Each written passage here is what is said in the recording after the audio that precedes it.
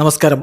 റാഫ്റ്റോക്ക് മലയാളത്തിലേക്ക് എവർക്കും സ്വാഗതം. കേരള ബ്ലാസ്റ്റേഴ്സും മുംബൈ സിറ്റി എഫ്.സിയും തമ്മിൽ നാളെ കൊച്ചിയിൽ വെച്ച് നടക്കേണ്ട മത്സരം അനിശ്ചിതത്വത്തിലായിരിക്കുകയാണ്. മത്സരം പ്രതിസന്ധിയിലാണ്. നടക്കുമോ ഇല്ലയോ എന്ന് ഒരു ഉറപ്പുമില്ലാത്ത അവസ്ഥയാണ് ഉണ്ടായിരിക്കുന്നത്. ഇന്ന് കേരള ബ്ലാസ്റ്റേഴ്സിൻ്റെ പ്രീ മാച്ച് പ്രസ് കോൺഫറൻസ് തടയപ്പെട്ടു. മാധ്യമപ്രവർത്തകരൊക്കെ പുറത്താക്കി. ആ പ്രസ് കോൺഫറൻസ് റൂം അടക്കുന്ന ദൃശ്യങ്ങളൊക്കെ നമ്മൾ കണ്ടല്ലോ. അതുപോലെ പിന്നീട് വന്ന വാർത്ത കേരള ബ്ലാസ്റ്റേഴ്സിൻ്റെ ആ സ്റ്റേഡിയത്തിലെ പ്രതിനിധികളെ ഒഴിപ്പിച്ച് ഓഫീസ് പൂട്ടി എന്നൊക്കെയാണ്.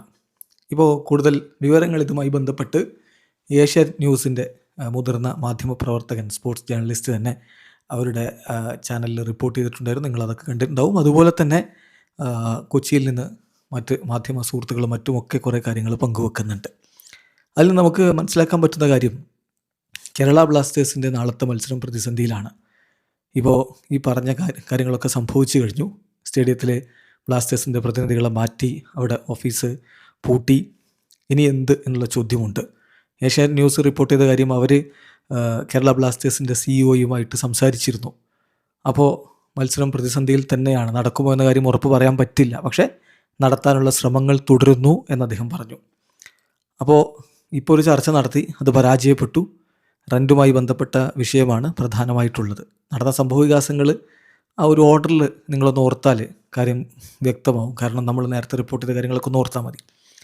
അതായത് കഴിഞ്ഞ ദിവസം GCDAയുടെ പ്രസിഡന്റ് ചന്ദ്രൻ പിള്ളയും ബ്ലാസ്റ്റേഴ്സിൻ്റെ പ്രതിനിധികളൊക്കെ ചേർന്നുകൊണ്ടൊരു പത്രസമ്മേളനം നടത്തിയിരുന്നല്ലോ ആദ്യ മത്സരത്തിന് മുമ്പ്. അതായത് ബ്ലാസ്റ്റേഴ്സ് കൊൽക്കത്തയിൽ ഈ സീസണിൽ അരങ്ങേറ്റ മത്സരം കളിക്കുന്നതിന് മുമ്പ്. അന്ന് ഈ സീസണിലെ ബ്ലാസ്റ്റേഴ്സിൻ്റെ ആ സ്റ്റേഡിയത്തിനുള്ള റെൻറ്റ് 2 ലക്ഷമായിട്ട് കുറക്കുന്നതായിട്ട് GCDA ചെയർമാൻ പ്രഖ്യാപിച്ചിരുന്നു.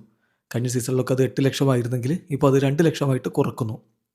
എല്ലാവരും കൈയടിച്ച് സ്വീകരിച്ചൊരു സംഭവമായിരുന്നു അത്. കാരണം ഈ പ്രതിസന്ധി ഘട്ടത്തിൽ കേരളത്തിൽ നിന്നുള്ള ഏക ISL ക്ലബിനെ സഹായിക്കാൻ GCDA തയ്യാറാകുന്നു എന്നുള്ളത്. പക്ഷേ പിന്നീട് കഴിഞ്ഞ ദിവസം GCDAയുടെ കൗൺസിൽ ചേരുകയും ഇത്ര കുറഞ്ഞ റെൻറ്റിന് കൊടുക്കാൻ പറ്റില്ല, 4,20,000 രൂപ റെൻ്റാക്കണം, 2 ലക്ഷമല്ല 4,20,000 രൂപ റെൻ്റാക്കണം എന്ന് തീരുമാനമെടുക്കുകയും ചെയ്തു. അതുമായി ബന്ധപ്പെട്ടിട്ടാണ് ഇപ്പോൾ പ്രശ്നമുള്ളത്. ആദ്യം പറഞ്ഞ റെൻറ്റ് ഈ ഒരു യൂട്ടേൺ അടിച്ച് ഉയർത്തിയിരിക്കുകയാണ് GCDA. അപ്പോൾ അതിലൊരു തീരുമാനം ആയിട്ടില്ല. അതുമായി ബന്ധപ്പെട്ടുകൊണ്ടാണ് ബ്ലാസ്റ്റേഴ്സുമായി ചർച്ചയൊക്കെ നടന്നത്. പക്ഷേ ഒന്നും ഒരു തീരുമാനമാവാതിരിക്കുകയാണ്.